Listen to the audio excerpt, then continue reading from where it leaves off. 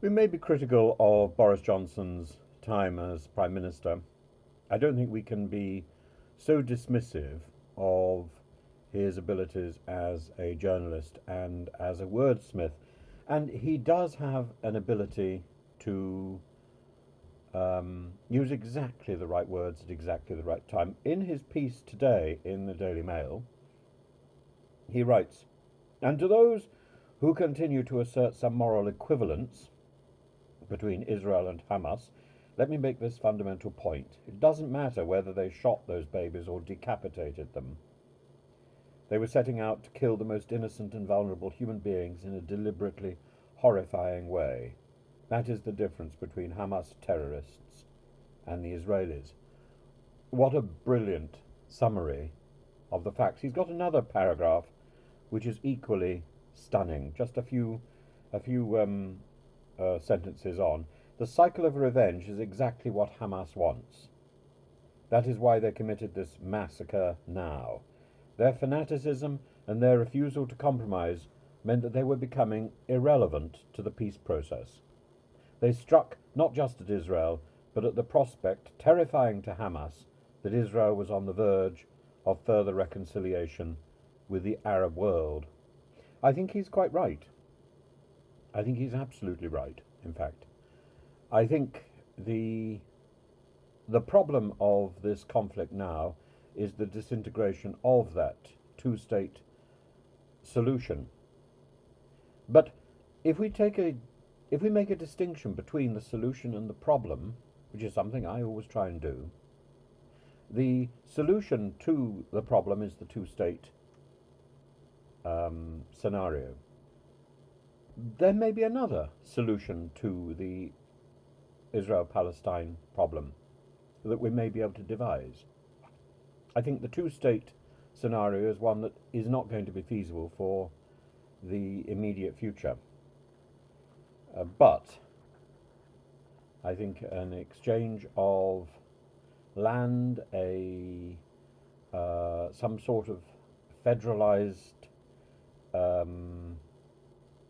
agreement where the two states can coexist, this may well be a step in the right direction.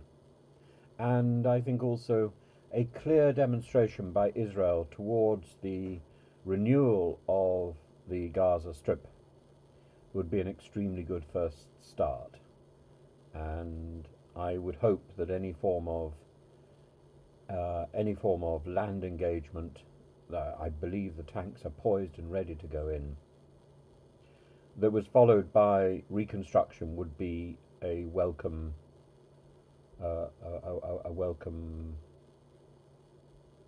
eventuality. Not ideal by any means, not ideal, but I think Boris puts his finger on the issue. Hamas went out of its way to kill children. The Israelis have killed children. Children have died, but they didn't intend to. I think if you are the mother of a dead child, whether there was intention or not, it's not going to make that much difference. No parent, as I said the other day, no parent wishes to be cradling their dead child.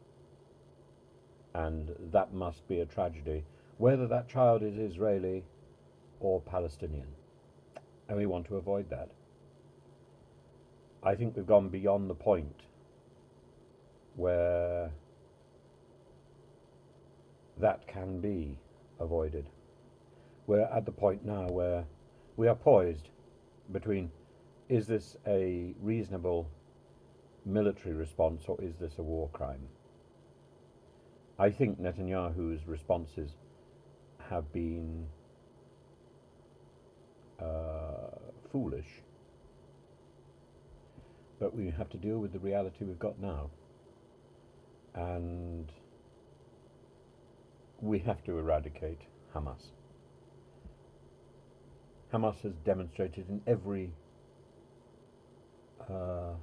activity that it's been engaged in that it is not fit to rule, and that it is a terrorist organisation. And the BBC, incidentally, in failing to recognise that, has also pretty well demonstrated that it isn't fit to um, receive the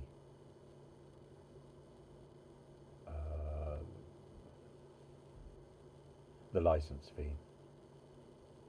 I think this, perhaps more than the Richard Sharp affair, is the final nail in the coffin of the license fee.